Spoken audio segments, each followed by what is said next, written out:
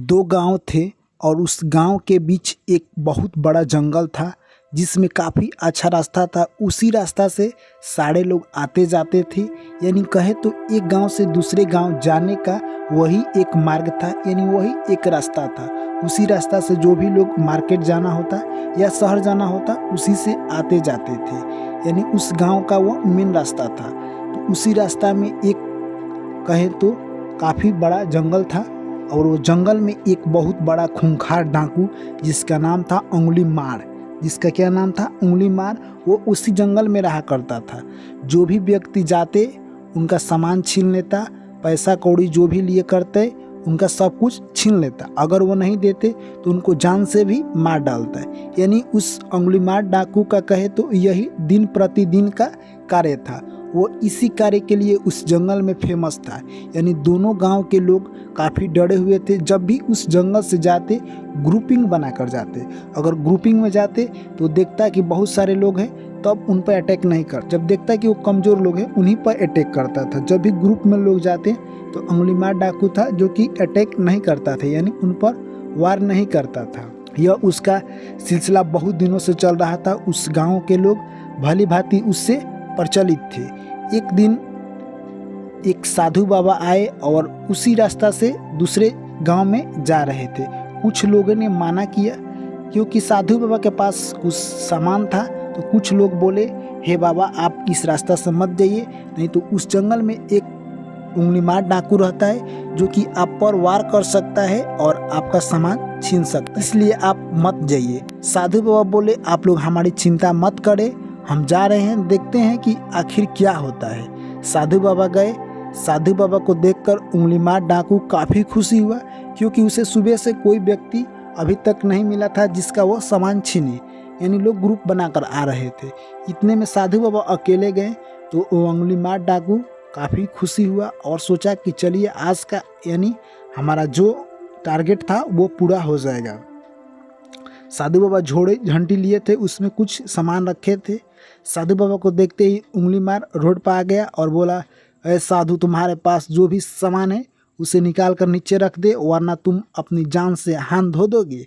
यह बात सुनकर साधु बाबा बोले, ये बात है, लो हम अपना सारी सामान तुम्हारे पास रख देते हैं, पर एक बात बताओ, ये जो तुम काम कर रहे हो ये किसके लिए कर रहे हो? साधु बाबा बोले, उंगली मार बोला कि ये किसके लिए हम कर रहे हैं इससे तुमको क्या पता, तुम अपना सामान रखो और यहाँ से निकलो वरना अपनी जान से हाथ धो दोगे। साधु बाबा बोले, जान से हाथ धो देंगे हम, हमें जान से कोई डर नहीं है, तुम ये हमें बात बताओ कि ये किसके लिए कर रहे हो। साधु बाबा बार बार यही सवाल पूछ रहे थे उंगली मार से। उंगली मार ने सोचा चलिए इसको बता ही देता हूँ क्योंकि ये साधु बाबा है, ये बार बार पूछ रहे थे। उंगली मार ने कहा, ये सारा जो भी हम लूटपाट करते हैं ये अपने फैमिली के लिए कर रहे हैं। तो साधु बाबा बोले, क्या तुम अपने फैमिली के लिए कर रहे हो? उंगली मार बोला, हाँ अपने हम फैमिली के लिए कर रहे हैं। तो साधु बाबा बोले कि ये कर रहे हो, इसका जानते हो इसका फल तुम्हें क्या मिलेगा? बहुत बड़ा पाप होगा तुम पे। ये जो काम कर रहे हो, तुम लोगों की जान ले रहे हो, सामान छीन रहे हो, इसका फल तुम्हें बहुत बुरा मिलेगा जो तुम्हें भोगना पड़ेगा। क्या तुम अपने फैमिली के लिए करते हो? जो तुम्हें बुरा फल मिलेगा उसमें तुम्हारा फैमिली साथ देगा या तुम्हारा फैमिली उस फल को भोगने के लिए रेडी है, तैयार है? तो उंगली मार को थोड़ा सा समझ आया। वो बोला कि ये तो हमें पता नहीं है, ये तो हमें पूछना पड़ेगा फैमिली से जाकर। साधु बाबा बोले कि जाकर तुम पूछाओ और तब तक हम यहीं हैं, जो हम बुरा काम कर रहे हैं उसका फल हमें बुरा मिलेगा, उसमें आप लोग हमारी साथ देंगे। ये बात तुम अपने फैमिली से पूछ कर आओ, तब तक हम इसी वृक्ष के नीचे बैठे हुए हैं। यह बात सुनकर उंगली मार कहा कि साधु बाबा क्या आपने दिमाग लड़ाई है, हम जाएंगे घर और आप इधर निकल जाइएगा। साधु बाबा बोले, ऐसा बात नहीं है उंगली मार, अगर तुम्हें लगता है कि हम भाग जाएंगे यहाँ से तो हमें इस पेड़ में बांध दो और तब तुम जाओ। उंगली मार को ये आइडिया साधु बाबा का अच्छा लगा। उसने सोचा क्यों ना हम चलकर घर पूछ लें और ये जो साधु बाबा कह रहे हैं इनका बात भी कंफर्म कर लें। साधु बाबा को उंगली मार ने एक पेड़ के नीचे रस्सी में बांध दिया, काफ़ी तगड़ा रस्सी से, और वो चला गया घर। और घर जाकर अपने बाल बच्चे और बीवी बच्चे से क्या पूछा कि जो हम ये काम कर रहे हैं, लूटपाट लोगों की जान लेते हैं, इस कर्म का हमें जो फल मिलेगा बुरा, इसमें आप लोग भोगने में मेरी सहायता करेंगे, यानी आप लोग भी इस कर्म को भोगेंगे। उनके फैमिली मेम्बर्स ने बोला यानी कि जो तुम करते हो उसका फल तुम भोगोगे, हम क्यों भोगेंगे, ये जो तुम कर रहे हो उसका फल तुम भोगना, इससे हमें क्या लेना देना। यह जब बात सुनी यानी उंगली मार, तो उसकी आंख से आंसू नहीं रोक रहे थे। क्यों? उसने सोचा कि आज तक हम जो कर रहे हैं उसमें कोई साथ नहीं दे रहा है, हमारा घर वाला हो या हमारा फैमिली मेम्बर्स हो।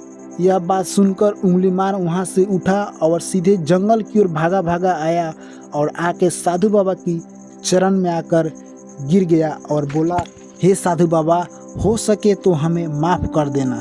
साधु बाबा बोले, क्या हो गया उंगली मार, तुम इतना रो क्यों रहे हो। उंगली मार बोला कि जो आप बात कहे थे, यानी जो तुम ये बुरा कर्म कर रहे हो इसका फल भोगने में तुम्हारे घर वाले साथ देंगे।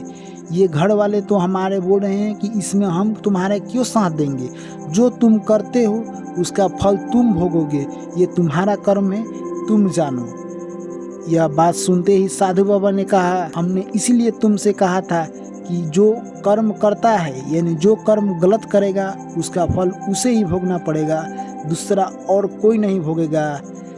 चलो, इस बात से हमें यह खुशी मिलती है कि तुम्हारी आंखें अब भी खुल गई और तुम इतने लोगों की जो जान लिए हो अभी तक, अब से भी तुम अगर लोगों की रक्षा करना शुरू करोगे तो तुम्हारी बहुत भलाई होगी। साधु बाबा के चरणों में गिरकर फूट फूट कर रोने लगा उंगली मार और बोला, हे साधु बाबा, हमें ऐसा मार्ग बताइए जिससे हम सत्य कर्म पर जाएं और लोगों के लिए अच्छा करें। साधु बाबा बोले, ये सारा काम छोड़ दो, गांव में रहो और ये जंगल में लोगों से लूटपाट करना बंद करो और तुम लोगों की धर्म के लिए काम करो, किसी का हो सके तो हेल्प करो।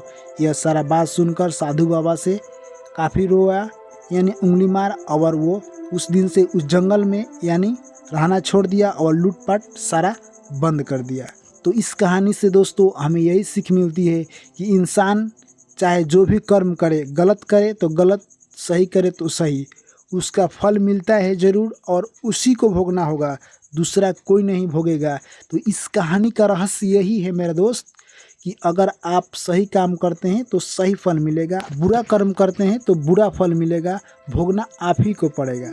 यानी कर्म का फल जो करेगा वो भोगेगा, यानी कर्म का फल उसी के पास आएगा जो उसने किया है, यानी तो कर्म का फल मिलता ज़रूर है। इसीलिए मेरे दोस्त, ज़िंदगी में कभी भी अच्छा कर्म करें जिससे लोगों का भला हो, आपका भी भला हो।